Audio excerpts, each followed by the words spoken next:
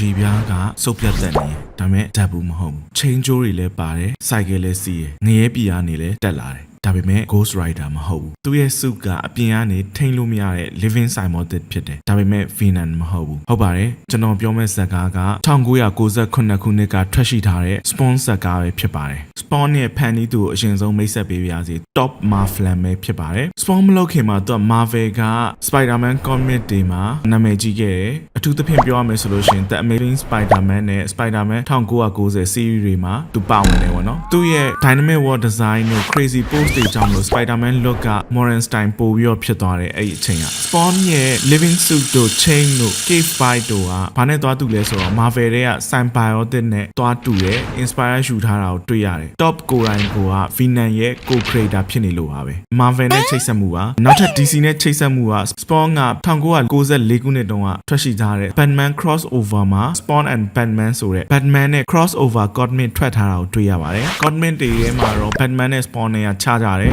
တစ်ချိန်တည်းမှာပဲအခက်အခဲကြောင့်မလို့ team up ဖြစ်သွားတယ်ပေါ့နော်ခုနောက်ပိုင်းမှာ DC ရဲ့အကြီးစား event ဖြစ်တဲ့2022 Spawn Batman Gotham World မှာလည်း crossover ပြန်ပြီးတော့ထွက်တာကိုတွေ့ရတယ်